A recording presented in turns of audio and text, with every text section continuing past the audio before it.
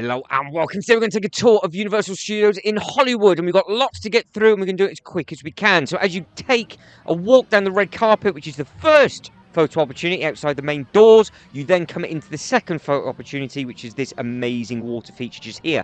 Now you have got all the stores to have a look at. So you've got Universal Store to the left-hand side, and if you need any information at all, that is just to the right-hand side as you first come in. Now, as you come through security, you also have another photo opportunity for the famous water feature where you can get your photo taken around there as well. Now, there are multiple stores available all around the park and, of course, around City Walk as well, but the main theme was all to do with Mario because the new area had opened up recently, or it was brand new to me anyway, and I got to see it for the first time, and there was merchandise absolutely everywhere, just like these hairbands. Every single person was wearing these. We had all their different favourite characters on top of the head. There also, just over the road, was this Universal Store for Super Mario World, and there was another one, obviously, as you left the ride as well. So we've got all of that to have a look at and take snippets of. Another photo opportunity just here, and then as we walk up a little bit further, you can imagine what this looked like at night as well, with all the lights wrapped around. It was a very, very special place to be.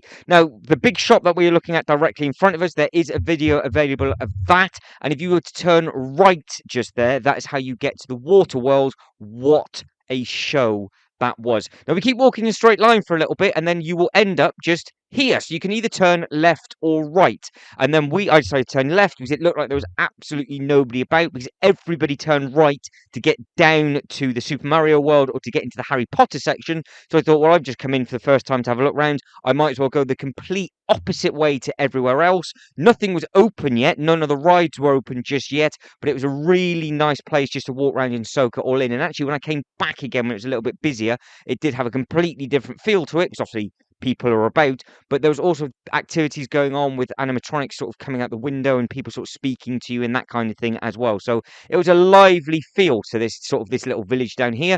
And then if you notice, we are then coming into the rides as well. So this is a very, very popular section, the Minion section at Florida, but it's a bit more tucked away in Hollywood because everybody seems, like I said, goes right. They don't really turn left, but their views are beautiful as we start walking around the park. So you can see you've got all of these little bits and pieces just here, and then when you walk in a straight line, that is meant for the much, much smaller ones, which is this thing just here, which is the Super Silly Funland. Now, I did walk down that area first to make sure that there was nobody around here, because it was meant for younger ones.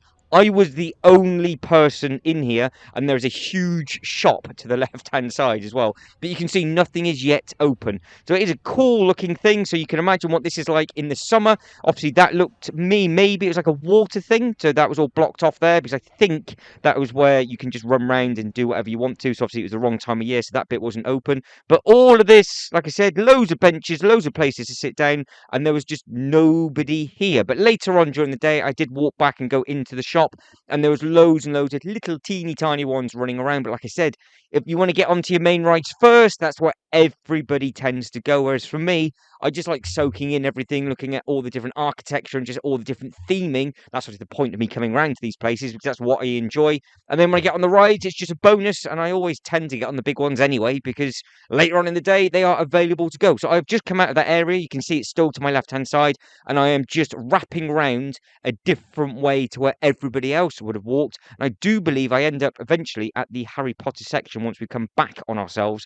But you can see what people are doing at the moment. They are stopping, and you have this view of lots of different bits and pieces going on. So that is the Super Mario World down at the bottom. Yes, it is that far away. That, I do believe, is going to be a brand new Fast and the Furious roller coaster. And that green shaft is the escalator to get down the park. So when I say it's on 2 levels, it really is on 2 levels. So the top level is more of your sort of more gentler ride. If you're more of a thrill-seeking ride, that will all be down the bottom level for now, until that roller coaster gets built, and then it is going to be completely different mix and match, because up at the top around here, obviously it's more of your eateries, it's more of a relaxed environment. The theming from this was very, very good. So if you can recognize what the theming is, then obviously please let us know. To the left hand side, that is where all the construction work's going on.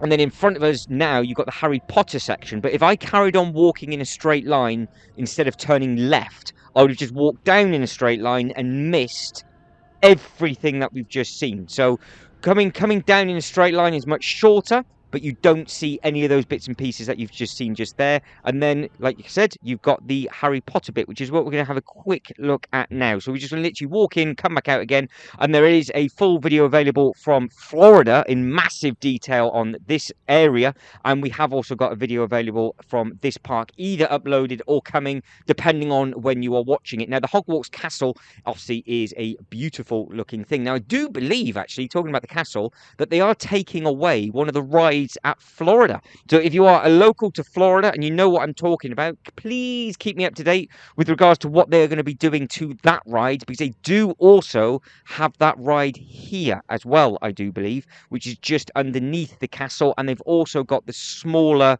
little roller coaster as it wraps around. They don't have the massive roller coaster on this side because they don't have Diagon Alley. So obviously you can tell we're in a completely different section. Florida has 2 lands currently, with a 3rd land for Harry Potter opening, whereas Hollywood, it has the small sections of lots of different themes. So obviously it's under the Universal Studios banner rather than Islands of Adventure. I've always found Islands of Adventure my favourite because it's got all of the big roller coasters there, whereas this has more of the sort of 3D rides and the simulators. But they do seem to be changing that. They seem to be adding in more roller coaster bits and pieces and more thrill rides. So it'll be very interesting to see what's going to be happening under the Universal Studio banner theme parks around the world with regards to the new different bits and pieces that will be adding in. And hopefully I will be going to another one in 2024 in a completely different area around the world. So I am really looking forward to that, because I think that is going to be a very similar comparison to here from Universal Hollywood. So like I said, Florida at the moment is much, much bigger than here. Hollywood has its own special feel, though, with regards to just have it in the 2 levels. It feels really open as well. It seems to have it gives a lot of space. I don't know if it's just because at the time I went and I managed to get here 2 days, first thing in the morning. It was nice and it was just very, very spacious, but the walkways seemed to be a little bit wider and it didn't seem to be as tight. So I don't know, that's just my imagination, but you can see how you walk up. You've got the huge Harry Potter castle to the left-hand side, and then just underneath this archway is where they do the performance, which is again exactly the same as Florida. And then as you carry on wrapping it around, you've then got the little roller coasters, and of course you've got all the animatronics that you can do with your wands. You've got all the wand shops and all of those different bits and pieces, which are going to be uploaded in the Harry Potter tour. So again, as we get closer to the castle, you can see what is available with regards to just the details. So the queue line is just to the left-hand side to the ride, and then, sorry, the queue line for the ride is just to the left-hand side, and then as we carry on walking in a straight line to my right-hand side is where the roller coaster is going to be, and if you keep on going in a straight line, that will then take you to the shop. But it was a beautiful weather day. It was short weather, so lovely, lovely for me. And you can see just all the bits and pieces in the window. You have got all the games that you can play with your wands and everything like that. So I'm assuming that in almost every single Universal park around the world, this license will be there. Now, from Harry Potter, we just walk around the corner and we jump to Springfield. So we are now at the Springfield. This is not as much detail as what has already been uploaded. This is literally just walking straight through. Beautiful, beautiful section of the park. Really, really bright and vibrant. If you are a Simpsons fan, this is definitely one for you, but this is the last area or last land before you go down. So up top, really, you've got the smaller bits with the minions, you've got the play area, you've got all the shops and everything, and then you've got the Harry Potter section, and then obviously you're going to have the new massive roller coaster. So you've got all of that up top, and then you come into the Simpsons, and then when you go downstairs as such, you've got where the Mummy is, you've got the Transformers, you've then got Jurassic Park, and you've got Super Mario. So it's very, very well split, and then obviously between that, you've then got the huge backlot tour. Now the backlot tour is when you come in a straight line, that is all located in there. Now I have a video of that. It's quite a long one, but I did film the whole thing, so I will be adding that up sooner rather than later, and then we can just listen to the tour guide talking about all of the different bits and pieces, because that is a pretty cool thing. So that'll be uploaded sooner rather than later with regards to that, because there are still 1 or 2 bits that I'm still getting through,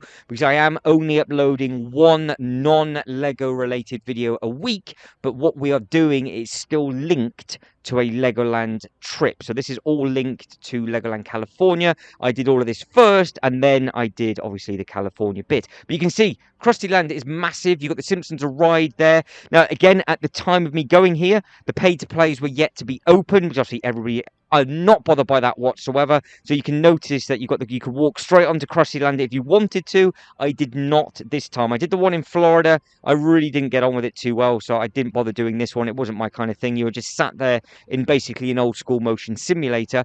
It really needed to be like an indoor roller coaster like they've got in Dubai. Now, if they do change that to what they've got over in Dubai, that would be phenomenal, because it's an indoor launch roller coaster, and that makes perfect sense with regards to the speed that thing does. But then it does depend if they're going to keep the Simpsons license, or if they just completely pancake it and they do something completely different. But with regards to all the bits and pieces in the shop, you have got lots and lots of merch. You've got all the different bits and pieces. You've got all of these things. So if you are a Simpsons fan, I think you would want to spend quite a long time just looking at all the different T-shirts and all the bits and pieces. And then obviously you can get yourself into Moe's, you can get yourself a Krusty Burger, you can have lunch here, and you can do whatever it is that you want to do. Because a lot of people do tend to stay in their own favourite sections of the park. And I think that's why the Harry Potter section always seems to feel very busy, because everybody dresses up in full cosplay and they spend most of the day there. So I'm glad I went into that bit as I did. Now, so that was the last of the Simpsons, he says, as he just cut a bit off, and we're now carrying on with the Simpsons. I think we're about to go straight down to the lower lot in a second, but we're just having a look at the last bit here for the motor vehicle, and then you've got the Springfield department, and then as we're panning round, we go. So we are actually turning, so I turn around to turn around again. So we go and have a look at the Universal Studio Tour. So this is a bit that I've already sort of added in as a sneak, and I think what I ended up doing is just getting straight on. So you just keep walking on, you keep going down. It's a bit of a walk. I was actually quite surprised at how beautiful the views were and how far we go down. So we just keep walking. Then you've got to go down at least 2 escalators, I think. And then the tour is at least half an hour. It might be 40 minutes long. And you've got lots of all the different films. They take you through some amazing bits and pieces on that. But like I said, that will be available in its own full upload, just because this would make this video far too long, and this is just supposed to be a what's where and what's located in the theme park currently. Now, this was filmed at the end of 2023. So if you are watching this from the future, let me know how much it's changed, because I know Florida has changed a huge amount since I went there in 2022. So I've got to get back there and see exactly what the difference is on that. But you can see you go down one of the escalators, lots to have a look at, lots to see, and it just keeps going. You've got a little walkway, and then what they do is they then take you to one of your little tour trains that you go on.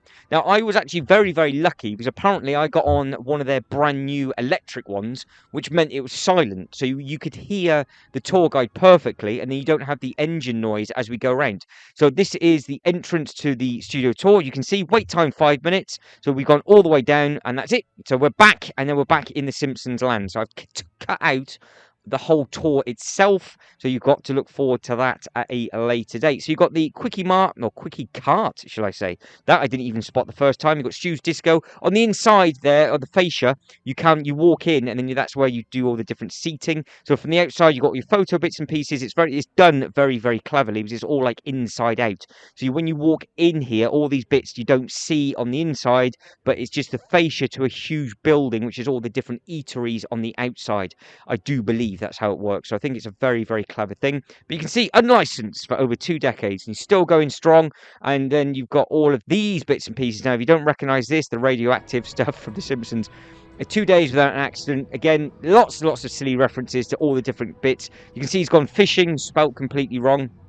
And then you've just got all the other bits and pieces. The only thing I don't think I saw was the little clock chicken, where it was just pointing Y all the time. That was the floor. And then as we come up, we are now going to the lower lot. So here we go. So I've spoken about this a lot, and now we've got to try and get there. Now, I do cut it out, because it does take a fair while to get down there. Now, there are stairs that you can walk up and down. You can see them to the left-hand side. I did walk up all of them on the second day I was there, because I wanted to see exactly what it was all about. But you can see the views are beautiful. So you've got lots and lots of views, lots and lots of things to have a look at. And you can see you've got some of basically the live working studios of the films. So there's a huge golf course there as well. But you can see the construction work to the left-hand side, which we will take a better look at as we start to come back up. As I go down one side, and obviously you come back up the other.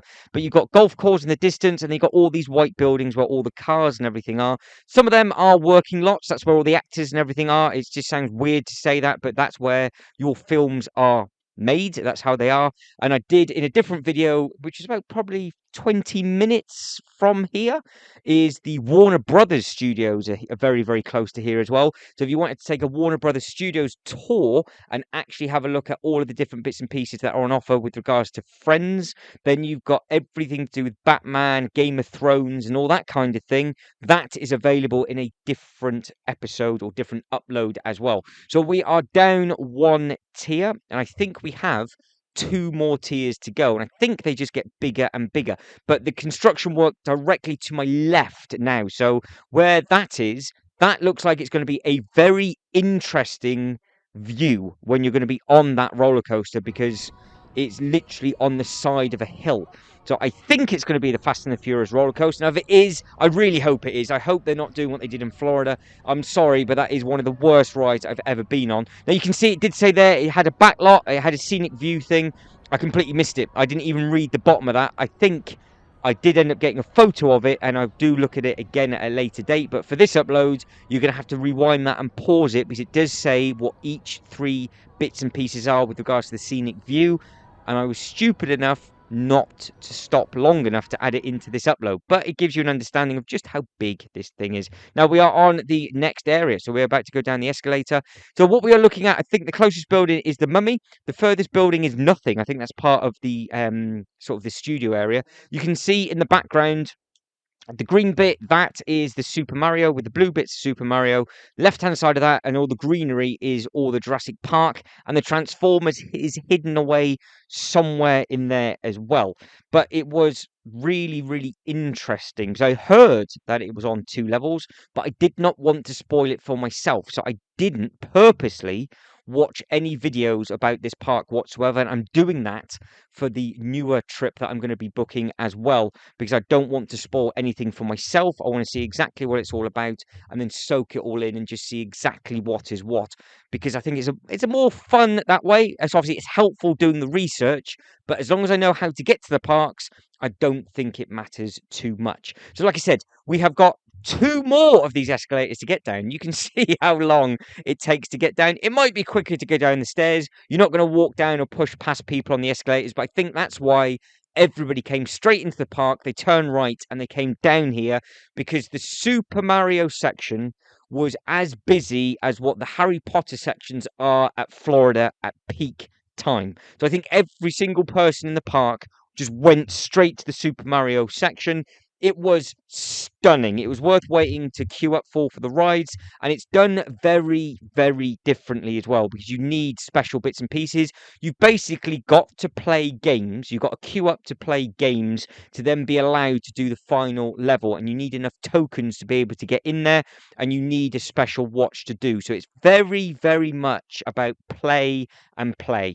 That's all it's about down there. So you just have to buy a watch. It is a play and pay, I guess, but you don't need to do it. If you wanted to join in, you can obviously just watch and do the bits and pieces. I got onto the ride that I wanted to get on, absolutely no problem. But if you want to do the actual coins and collect the coins, you do need a watch. Now, Jurassic World is a big difference compared to the Jurassic Park. So the Jurassic Park section's all red. The Jurassic World is obviously all blue, which means the log flume ride is also completely different, and the queue line is completely different, as is the shop. And I'm comparing that to the one in Florida, because the ride on this one was much more modern, whereas the other one, it was the proper old school ride. So you can see you got all the different bits and pieces within the queue line. You got all of the I guess the new actors rather than the original actors. And then you can see that there is the Revenge of the Mummy, the ride. So that is a very short but very quick ride. And then in front of us, you have got, I do believe, is the Transformers bits and pieces. I think that's what we are. We are. That is what we are looking at right now. That is some actors there. And you can see the guys actually holding a wind bit to make sure that the people don't fall over. Now, the difference is with this one as well, is that the Transformers shop is not linked to the Transformers the ride. So the Transformers the ride is right beside the where are we in the park? We are right beside the Super Mario section. So the Super Mario section, I think, takes up the biggest area, I think, with regards to things to do, whereas all the other bits and pieces, they are spread out. So you can see there's lots and lots of different bits and pieces available in these stores. There's lots of other things to have a look at. There is a much more detailed look at all of these in different videos with regards to all the Transformers and all the other little bits and pieces that are available within this shop. Now, some of them are obviously very, very expensive. Some of them are cost effective, but there is literally something for everybody, as you can imagine, for the different price points with regards for them wanting you to take something home. But if you are a Transformers fan, this is a nice section of the park to come to. It's just literally a shop and a ride, and it's all nice and simple. And the theming, the meet and greet, and everything is very, very effective. It's just done in a completely different way to the one in Florida, but it doesn't mean it works just as well. I think it's a nice thing. You can see you've got the Legends of Halloween. Right, here we go. So we have just walked out and we are at the Super Nintendo World. So this is because this is the biggest section. This is probably the biggest tour of the park because there is quite a lot to see within this area. So again, loads of people getting photos taken on the star, and they're also getting loads and loads of photos taken just to the right-hand side, as you can see, with everybody jumping in and out of those tubes. So Super Nintendo World tube, there was people queuing. It was nice to see. And again, I think this is the main, to be honest, this is the main way in and out, because if you go out the other way, it basically takes you out by a load of toilet blocks, which then takes you to the Jurassic World section. So this is the best way of doing it. Walk around the Transformers, come in through this bit, stop, get all your photos and everything taken, because we are in Peach's, I think, castle at the moment, and you can see there's lots of different bits and pieces to do. It's so interactive as well, and it just looks brand new. It's all the technology's there. This is by far the most technologically advanced, or technically advanced, shall I say, with regards to the rides and just how this whole land is done. It really is going to be interesting for what is going to be opening in 2025, I do believe, in Florida, because this is coming there. And I think they've also got this at Japan. So I think Japan had this first, and the technology works well. So all the little rides to the left and right hand side, you can see you've got all the gold coins and all the different theming up at the top. But that is what you've got to collect, where you've got all these ropes. So where the ropes are to the left and right hand side, all dotted around this area, I could not do those sections. You needed a little watch, which I don't know how much that cost, but you needed a watch to be able to jump in and actually take part in all of those. And then what you could do is then a little bit further up, just to the left-hand side, just there, is where you then go to the final level. So it was done just as a complete game. So there's lots and lots of playability. So I couldn't do any of that, but I could do this. So what we're going to have a look at now is we're going to have a look at the unbelievable detail of the queue line, and then we're going to have a look at the shop as well. So this queue line is probably the most detailed queue line I've ever seen. And like I said earlier on in the video, if this is a thing of things to come for the brand new Universal Park that they're going to be opening up, I do believe in 2025. I cannot wait to get back over and have a look and see everything. I would really like to get over to Japan as well, just to see how this compares, because I would imagine this would be manically popular over there, and I would again think that there might be more things to do, because can you imagine this queue line full? Because you move quickly, but luckily, obviously, we're walking at just normal pace. I'm not slowing down. We are just going. None of this footage is me just walking slowly because there's nobody behind me, and obviously there's a couple of people in front. So at least we get to see everything, and there is a more detailed video available online already at all of this kind of thing. But if you are stuck zigzagging through every one of those metal barriers, which I can imagine you will be at certain points of the year, at least you have a lot of different zones and levels to have a look at and enjoy, because it really is a very special place. Now, the single rider line, you miss all of this. You just zigzag through. There is a single rider line and you jump a lot of the queue. But obviously, at the same time, it is quite nice to see all of this. But you will save yourself a huge amount of time if the single rider line is open. So obviously, I was a single rider, but I still wanted to do this way. The actual single rider takes you a completely different route. When we get to the outside bit, you don't actually join up with everybody else. You keep walking around in a straight line, and you go right instead of going left. You don't go in to see all the detail in the queue line whatsoever, and then you just pick up your VR headset and then you wait in a separate line with no detail whatsoever, and then you just join in with other people from there on. So you can save yourself a huge amount of time if you wanted to, but then obviously if you're going as a group, there's still plenty of different bits and pieces that you can do together. And again, there's just lots of stuff to see. You know, having a talk about all the stuff that we saw on the way through, I think there's 4 different levels, 4 different games to play with the watch, and then you can enter the final battle, which is where you go into the Dozer's castle. But I think you are allowed to go in with 2 others that don't have a watch. So I think that's how it works. If you're going as a group, as a family, you all don't need to buy a watch. Obviously, read all the terms and conditions when you're there. And obviously, if you've done it, please help everybody else in the comment section below, because it was so busy and me just walking around and soaking everything in. I didn't get all the detail of absolutely everything. But from what I heard members of staff speaking to people about, because that is what the main question was, they did say that it was 1 watch to a certain amount of people. Now we are in the zigzag queue line. To the right hand side of me is the barrier. That is actually there. You just walk in a straight line and then you miss all of this and you wrap around the building and you don't basically see anything that we're about to see on the inside. But what I do really like is the view from the outside.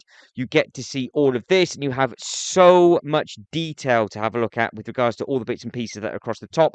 You can see itself, just all the hills in the background and all the really, really bright, vibrant colours. So that is the way you go. You go down that way where those bright yellow and blue boxes are for the single queue line, so you just carry on walking in a straight line, turn right, or you do what I'm doing and you snake through and you zigzag all the way around, and then you join the queue, and then there is a lot of detail on the inside. So I did this for the main queue line for the first time, and then on a different day I did come back in the morning because before I travelled over to the Legoland Park, and I did actually just do the single rider. And it is much, much quicker. It probably took about half hour less, I would imagine. So it's one of those to think of. But like I said, if you as a group of people and you want to see all the detail, you've got to experience this queue line at least once, especially when we start to get on the inside, because it is amazing just with the detail and everything. You can see the size of the chains, you can see all the spikes, and then we've got all of these huge sort of statues to have a look at. Then you've got all the different bits and pieces from all the games. I think you might have some bits and pieces from the movie as well.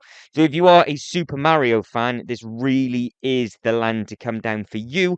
Now, once we have done this area and we've done this land, what we will do is we will escape and head over to the Jurassic World section via the back entrance of this area. It's a little bit weird because, like I said at the start, you can do this as a big circle. The way I came in is the best way to come back out again, because you've got the really nice sort of tube and tunnel, and that takes you straight to the Transformers things. And really, you should horseshoe yourself back round if you want to avoid all the toilet blocks and things. But at the same time, it is a shortcut and a nice cut through where you can just kind of escape out the sort of side exit of the land, walk in a straight line, and then you are right beside the next area, which is obviously the Jurassic World, which we do have a nice look at. The log flume, which does look very, very nice on the outside. It was very, very good. You got wet on this one, depending on where you sat. It was one of those. All the sprayers were working nicely. It's definitely a ride that you go on when it's much, much warmer than what it was for me.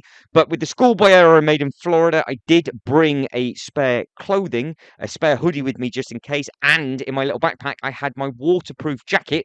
So I put that on the ride. I was the only one wearing the waterproof, and I was the only one got off dry. So I was very smug with myself for that, because last time I was the only one not wearing one, and I sat in a place who got absolutely drenched, and I ended up having to buy myself another hoodie because the day after that I got caught in a storm as well and basically ran out of dry clothes. So you've got all these bits and pieces on the left hand side. That does look very, very smart. So you can see all of these things just here. So if you know what all of those are, then obviously pause it, let us know in that comment section below. We're in here for about 5 minutes, I do believe. So we've got about 5 minutes of this queue line at this pace. So there is lots and lots and lots to see.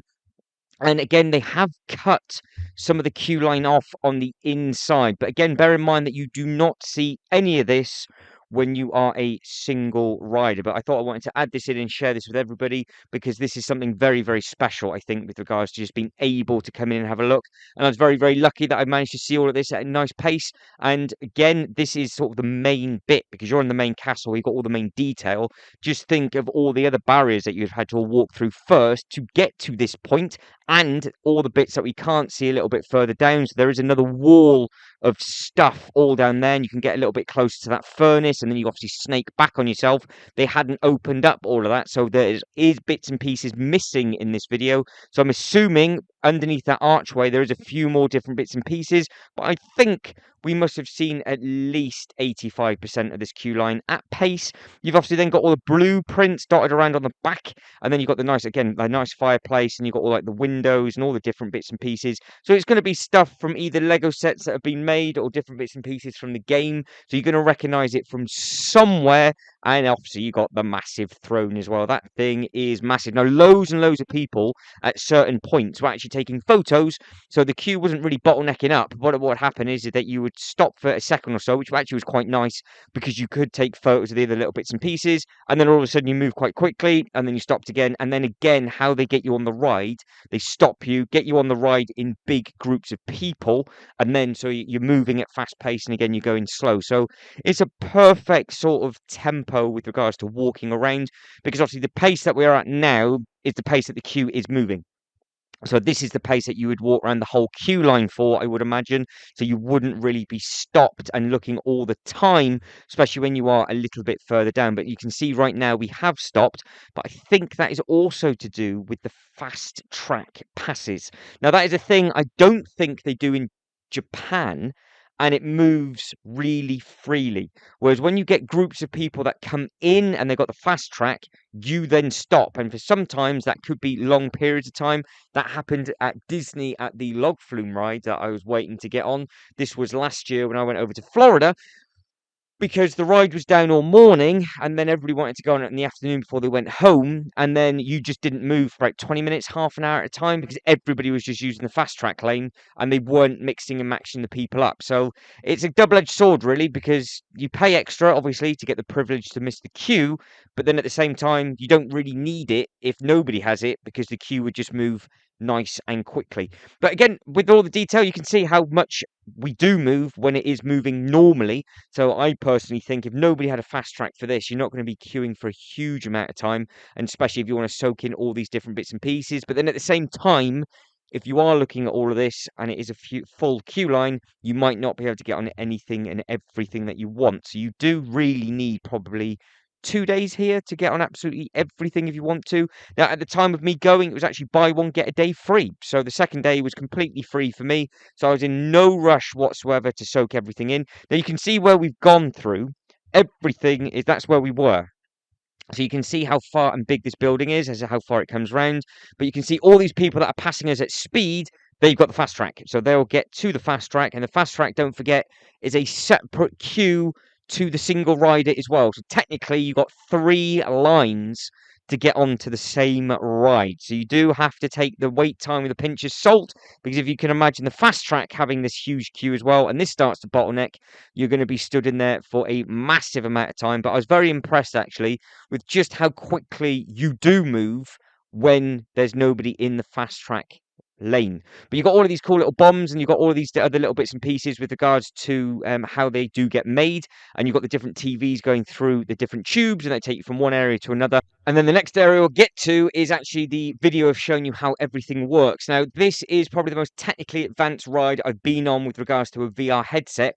But you have a steering wheel and a button like you would do on the old remote to play the game, and you turn your head and the race is turning with you. So you've got 4 different people, everybody's racing around, but depending on where you turn your head, you will see different things. And then your car itself is just on a nice little track, and then you can just basically race each other about. So it is very, very clever. You got all the different smells, you got all the different feels and all that kind of thing. It basically feels like you are a first person view of the game while controlling yourself shooting around, but you do need to turn your head a lot as well. It's not jolty, it's nothing like that.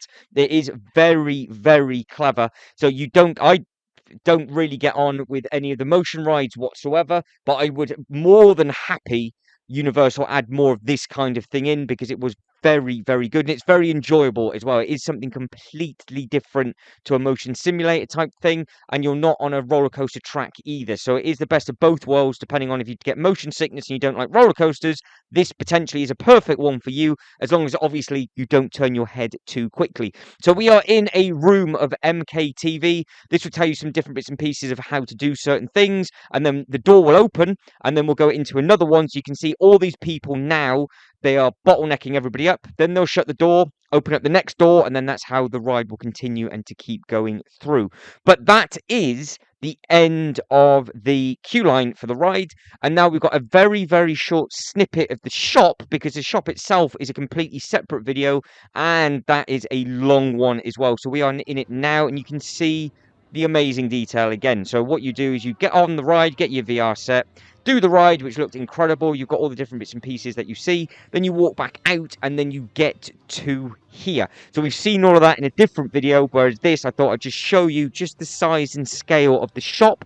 Then from the shop, we will then start to escape this land, walk through the land, and then we'll start to head up to the Jurassic Park, different bits and pieces, and then we can have a good look around that area, which I think does look very impressive indeed. And it is a nice place. You can grab yourself a bite to eat. They've got huge like hot dog bits and pieces there. They've got all sorts of other food and eateries if you wanted to grab yourself a bite to eat on there. So there you really are spoilt for choice with regards to the stuff that you can get.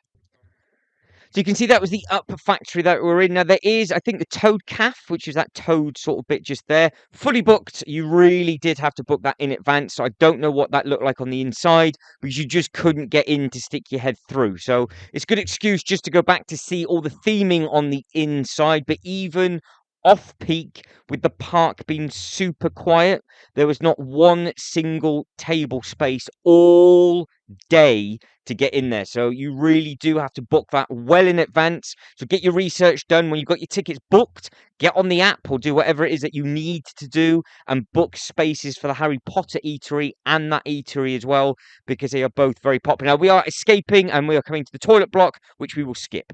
So from there, we then go into the shop. Now the shop itself, very, very nice. You've got all the different merchandise with regards to all the stuff coming straight off the ride. And then you have got some of these props as well. So these are screen used props. You can see all the bits and pieces underneath, and they did look very impressive on display and in the glass cabinets. And you have got something for everybody. You've got all the different t-shirts. You've got Dino DNA. You've got the Jurassic World stuff. You've got the Jurassic Park stuff. There's a load of different toys and things. So that, again, is available in a much larger video. Now, the ride itself. There we go.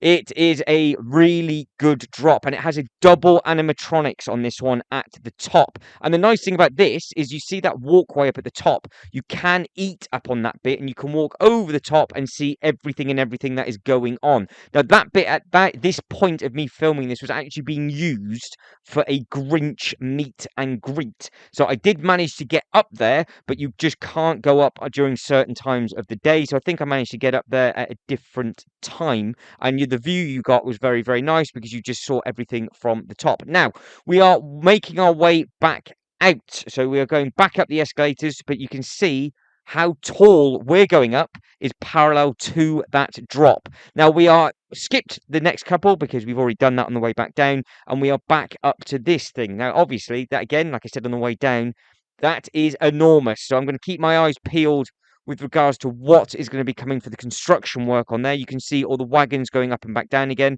and that is a very, very steep area that they are working on. So you can see that they are currently with the excavator digging all of those different bits and pieces out. That's what we are currently looking at. And they had a really cool motorized system where the guy was just on the there's like a track thing. I've never seen it before, but it would spin underneath itself, so he was always driving forward. So that did look very, very impressive. But enough of that. Moving back to the Simpsons area, so we're back up to the top, and you can see all the models that are up at the top. And as we're cutting back through, on the way back through, have another quick look at the Harry Potter bits in case there's anything that we missed. And those gates, they do knock. And then you've got all the smoke and everything from that. Now, Waterworld. This is incredible. So I did actually get some footage, and I forgot I added this on when I was talking about at the start. This was insane with the noise and the pyro.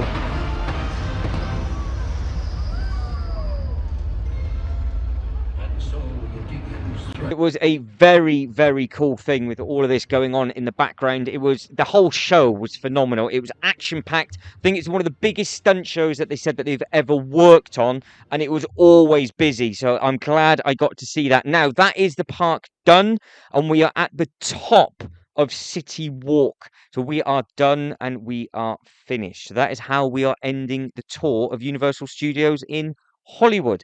So hopefully you enjoyed it. Like I said, it was just going to be a shortcut snippet of everything rather than making it massively long. But there is a separate video available for City Walk itself, because this is the way that it takes you from the car park to the actual area. Or if you've already caught the video of me walking from my hotel to City Walk and the entrance to the park, there are 2 different ways to get there as well.